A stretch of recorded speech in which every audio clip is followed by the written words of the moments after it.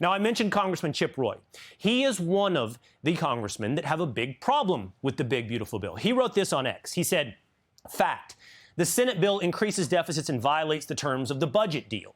Fact, the Senate bill guts the strong provisions to terminate the Green New Scam. Fact, the Senate bill removes key provisions we put in the bill to stop illegal aliens from getting Medicaid. Fact, the Senate bill removes key provisions we put in to stop taxpayer funding of transgender surgeries. And fact, we can amend it, send it back, fix it, pass both the tax cut extensions and the border provisions. We all want this to pass. I'm happy to stay here every day until we get it right. Now on cue, we have Congressman Chip Roy joining us to continue this conversation. And he also joined the rest of the House Freedom Caucus, on which he's the policy chair, at the White House a little earlier today to meet with President Trump. So, Congressman, thank you for being with us. I think let's just start with getting you on the record. As it stands right now, there's a test vote on the floor. Where are you as we stand right now on the big, beautiful bill? Yeah, well, first of all, the vote that's on the floor right now is a technical correction to the rule. There was a mistake made yesterday. Now, I voted against the rule in committee because I wasn't at a place where I felt like we should advance the product last night. I'm still in that place, right? I'm still looking through the bill. We got it yesterday.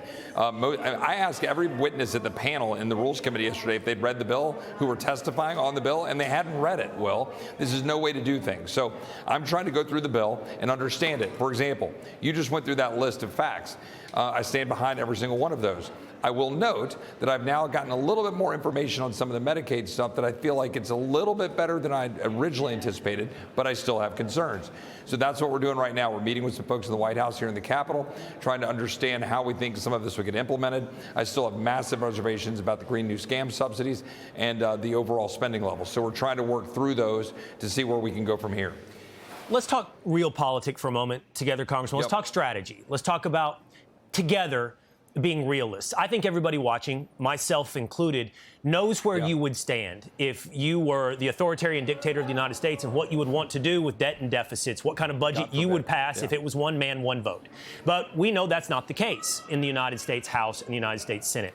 In that list of facts, you said we can fix it, we can send it back, we can do this together to get it passed. But do you really think that's true? As you mentioned, you have been here on the program. We have together talked about Medicaid and the Green New Deal. But there are Republican senators over on the Senate side who want to keep portions of this, and we laid out why they may want to keep that. But if you amend it and you send it back over to the Senate, it took Vice President J.D. Vance to break that tie. So in that realist vein together, can you amend it and hope for it to go back to the Senate and pass? Yeah, well, let's talk about, getting to 218 votes. When we started this process earlier this year, it took a handful of us, including my fellow Texan, Jody Arrington, who's the Budget Committee chairman, working to come up with a framework to get even the possibility of being here at this moment, getting a budget through the House, getting a second budget through the House. Then a few weeks ago, maybe a month ago, getting the House version of the reconciliation package through the House. We did that on the back of serious promises made to achieve the kind of spending restraint necessary to get to a level set so they wouldn't be adding to the deficit. That's one of the hang-ups we have on this bill. The Senate didn't honor that commitment from our perspective. So now we're trying to understand what can we do with respect to the fact that we think more spending restraint was needed. And on the Green New Scam, same thing. To your question, do I know what will happen if we send it back to the Senate? No. I know that it's difficult. We have senators over there who, frankly, masquerade around as being conservative Republicans and are not. And the fact is, you've got a very narrow majority. We know that. But we've been working within that narrow majority to get from January to this point right now in July. And what I'm saying is we need to take time to make sure we get this right so that we understand if we're going to deliver on our promises. No more deficits, no more of these subsidies killing the grid, undermining reliable energy, giving money to China, enriching people on the backs of people with a weakening grid. No more of that. No more Medicaid to illegal aliens. No more transgender surgery subsidized by taxpayers. This stuff needs to change.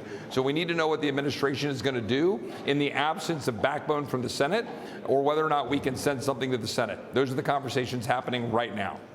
And you make a very fair point. However hard it is to get through the United States Senate with an amendment, you're pointing out it was that hard to get through the House with promises at the front end of the passage of the big, beautiful bill. So just to take this full circle, Congressman, what I heard from you at the beginning is You're not a no where you sit right now. You are reading the bill. You're still studying it.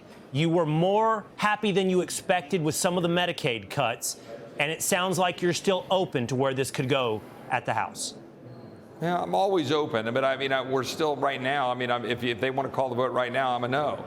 We need to understand exactly how this stuff will get implemented, because I need these subsidies to end because they are damaging Texas's grid. I've got people in the district I represent. Will, you know my district very well.